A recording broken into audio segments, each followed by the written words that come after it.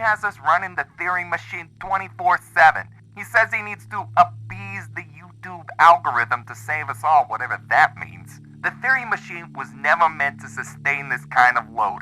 Things are bound to go wrong. I heard the machine say that Han and Leia were Rey's parents. I tell you, if we have one more researcher turned into an ink monster for a science video, I'm out of here.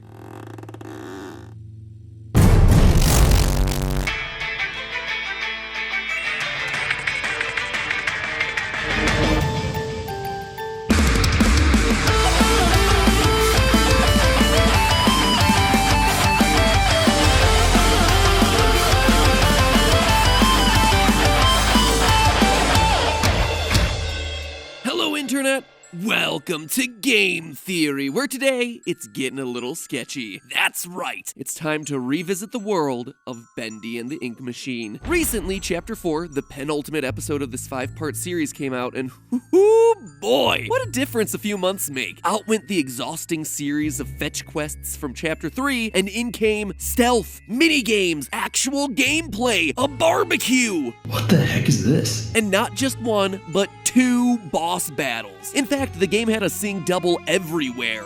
Double Alice, that is. After proving herself to be a little devilish in Chapter 3... Holy balls! Chapter 4 ends with Alice Angel finally getting her comeuppance at the hands of... Alice Angel. What? Excuse me. Excuse me, what? Great question, me from the past. That's exactly what I aim to answer today. Now, obviously, the reveal of a second Alice Angel accompanied by a Mecha Boris was a huge twist that no one saw coming. But it was also the clue that we needed to figure this whole thing out. Because for all the time that we online have spent theorizing about Bendy, we've also been ignoring the other title character here, the Ink Machine. Specifically, how that Ink Machine works. And between the twist ending of Chapter 4, some hidden files in the game, and most importantly of all, changes to the first 3 chapters now that they've been remastered, we'll finally be able to piece together what's really going on in this game and the surprise reveals that'll bring Chapter 5 to a close. Let's start at the end, the shocking reveal of Alice Croft and Mecha Boris. Watch everyone on YouTube play through this chapter and we're all shook by this moment. What? What? The real Alice Angel, hold on. But in retrospect, we shouldn't have been. 2 Alice Angels shouldn't have been so surprising. We've literally been walking through halls of dismembered Borises, Bori? For months now. I mean, the first big reveal way back in Chapter 1 is a dead Boris. A big moment of Chapter 3 is dedicated to escort missioning a Boris through a swamp of dead Bori. And yet all of a sudden we're like, whoa, there are 2 Alices? How is that possible? What this clearly confirms for us is that the Ink Machine is able to produce the same character multiple times. And as Alice mentions in Chapter 3, not only is the machine producing multiples of the same character, but it also does it at varying levels of quality. He's the most perfect Boris I've ever seen, and I want it! I need it inside, so I can be beautiful again! So now let's take a closer look at our 2 Alices to see what we can learn. Chapter 3's Alice clearly has something wrong with her. Her face is half melted off, she talks with some kind of weird echoey voice, and oh yeah, the homicidal rage. This Alice refers to herself as Susie, meaning that she, at one point, was Susie Campbell, Alice Angel's original voice actress. Dreams come true, Susie.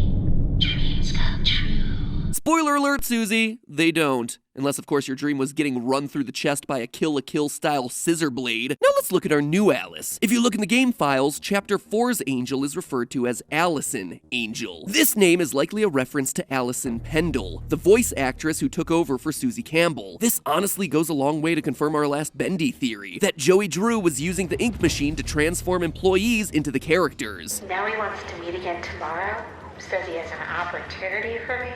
I'll hear him out. But not only that, the fact that the jealous, rage-fueled Susie became the twisted form of Alice seems to imply that good-hearted people have the potential to become perfect versions of the characters they most relate to, while those with impure souls become imperfect copies. It's almost like the Ink Machine is passing judgment on those who touch the ink. Susie's biggest fear was being unremarkable and forgotten, so the machine, like some sort of dripping, sepia-toned sorting hat, transformed her into something truly monstrous, a perversion of the very character that she loved. And that's not all that we learned from Susie. We also learned that a person can go through the machine multiple times and get different results. First time I was born from its inky womb, I was a wiggling, pussy, shapeless slug. The second time, well, it made me an angel. Wriggling, shapeless slug? It sounds like her first time through she was selected to be a searcher, like the ink people and ink enemies that we encounter throughout the game. Because Susie initially became one of these ink creatures, it's likely that these kinds of creatures are the ink machine's standard output for its basic employees. Much rarer, however, is the machine turning employees into the biggest stars of the Joey Drew universe, Bendy, Boris, and Alice. They could have pulled me back. Do you know what it's like? Living in the dark puddles?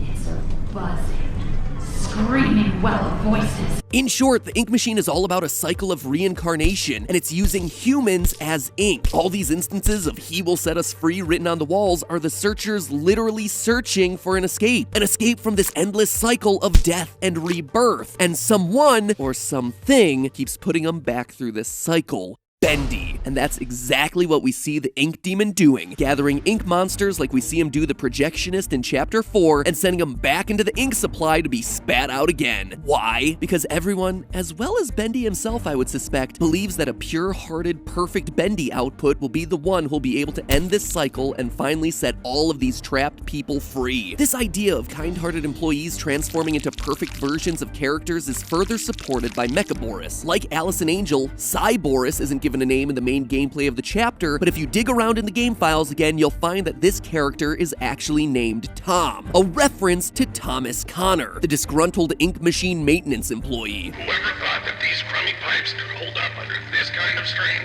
either knows something about pressure I don't, or he's some kind of idiot. And if you're saying to yourself, who? Come on, you guys remember Tom, right? You know, Tom, the con man, the Tomster. But in all seriousness, you really had no reason to take notice of this guy. Before chapter 4, Thomas Connor was one of those side characters who had no real purpose in the story. He had one out-of-nowhere audio log from chapter 3 that didn't reveal any new information. This, in turn, led me to conclude in my last Bendy theory that Wally Franks was going to be revealed as Boris in chapter 4 because throughout the chapters, we've seen how every other major character from the audio logs has been transformed into an ink monster. So unless a new monster is introduced in chapter 4, which is pretty late in the game's story to be introducing new characters, that leaves us with only one option. Wally Franks is Boris.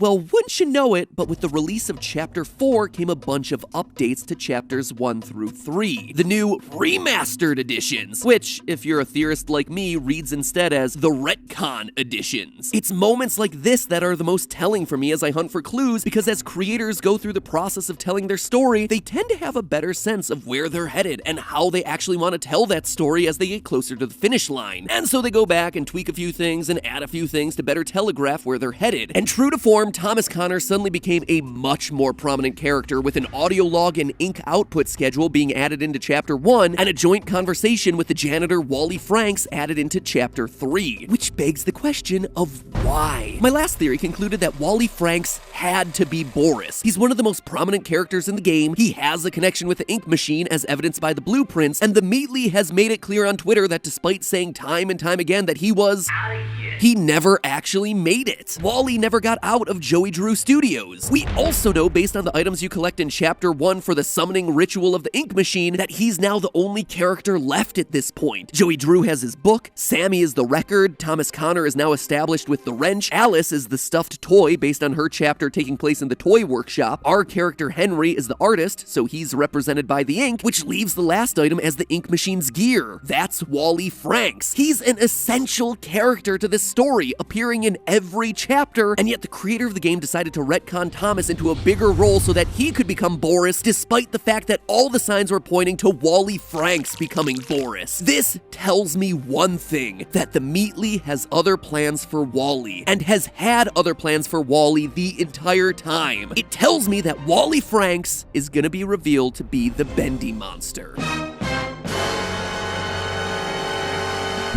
I know, it seems like it should be Joey Drew. There is tons of evidence for that, but it's starting to feel like that's more and more of a misdirect by the Meat League. I mean, think about what we've learned about Joey Drew up to this point. He's selfish, he steals, and he's a liar. When I agreed to start this whole thing with him, I thought there'd be a little more give and take.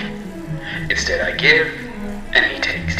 He's not the type of person to test the ink machine on himself, which is why he gives people like Susie a special opportunity, using the ink to turn her into Alice as a test case. But our evidence isn't just a psychological analysis of the character. The limping, twisted-footed Bendy that I talked about in the last theory that I thought connected with this shot of a wheelchair from Chapter 1, it appears to be gone in the newest chapter, and in the remasters as confirmed by these animated models released by the game's official team. And if that wasn't enough, if nothing else, we know that Joey Drew sent that note from the beginning of the game. Unless he sent it right before he transformed himself, it doesn't make a whole lot of sense that a Bendy monster looking like that would have the best penmanship. Now look at another change that happened in the remasters. It used to be that Bendy was summoned by pentagrams on the ground, but if you play through again, you'll notice that they're just random shapes in a circle. Pentagrams come with evil satanic connotations. This change tells me that Bendy is no longer meant to be purely a villain, but if he's Wally Franks, a man who was against his will thrown into the ink and transformed, this suddenly makes sense. We also know, based on that Twitter post I mentioned earlier, that Wally doesn't escape from Joey Drew Studios, so he has to be someone in the game, and we have yet to meet him with just one chapter left. There's only so many people he could possibly be. Now look at his audio log from Chapter 4. These guys down at the warehouse get to play games all day while I'm stuck cleaning up after them. I tell ya, if these guys don't start realizing who the real genius is, I'm out of here. This reveals to us that he's disgruntled and vengeful to his fellow employees, a trait which, we know from Susie as Twisted Alice, would turn him into an imperfect ink creature, like the imperfect ink demon Bendy. The clip also reinforces the idea that Wally cleans up the messes of everyone else. And what do we see Bendy do with the projectionist in Chapter 4? Cleans up his mess by dragging his body away. In fact, if I'm right in saying that Bendy is constantly throwing people back into the ink machine in the hopes of producing a perfect Bendy, well, that's what he's doing in the context of this entire plot. He's trying to clean up after the mess Joey Drew created. But regardless of whether evil Bendy is Joey Drew or Wally Franks, one thing I can promise you is that just like there's an evil Alice Angel and a good one, there is a perfect Bendy to balance out the ink demon. And dear viewers, I'm here to tell you that perfect Bendy is you. That's right. You, Henry the protagonist, are gonna be the prophesized Bendy that saves Joey Drew Studios and all its employees from their cycle of rebirth. Here's how I see the whole thing playing out. First, we know that Joey and Henry started this business together, and we know that Henry created one of the characters. Based on the fact that his desk has what appears to be an early version of Bendy with a no over top, it seems pretty clear that he created Bendy but got rejected by Joey. Eventually, Henry leaves the company. However, we know that Joey Drew steals characters. So he stole and tweaked the design of Bendy, leading to huge amounts of success and even its own theme park. Which begs the question then, what would lead Susie to say this? Apparently times are tougher than I thought. For a moment there, I thought I'd be stuck with the check. Why would Joey, despite all this success, be poor? Well, it's because of Henry. We know that Henry did something to the studio or to these characters based on this line in Chapter 3. I know who you are, and I know why you're here. I'm thinking Henry sued the company for stealing his character, or perhaps based on the poison ink that he's represented by in that opening ritual, is the one who created and sent the ink machine in the first place, all in the name of sabotaging the man who stole his character. It was his OC, Do Not Steal, but then someone did. Joey Drew stole his OC, and we online know that that's unforgivable. So Joey invited him back 30 years later to see the ruins of their business, forcing Henry to face what he did. Joey approaches Henry, forces him into the ink, and everything seems lost. But then, since the ink machine clearly judges people, Henry's pure love of these characters will be the thing that ultimately allows him to emerge as perfect Bendy, overcome Joey Drew, destroy the ink machine, and set everyone else free. The end. Well, at least until 5 chapters at Bendy's 2. But hey, that's just a theory. A game theory. Thanks for watching. If you want more Bendy action, then check out my friends over at the Leaderboard as they break down all the secret Easter eggs from Chapter 4. Like, did you realize that the connections between Bendyland and Disneyland actually go a lot deeper than you might think? If you head on over, do me a favor, let them know in the comments that MatPat sent ya. Or if you want to see how this theory got put together, click the box to the right to check out the live stream where we actually break down all the little changes and details from chapters 1 through 3, and describe a little bit of what it's like to be a theorist looking at all those retcons. Now if you'll excuse me, next week, something long overdue.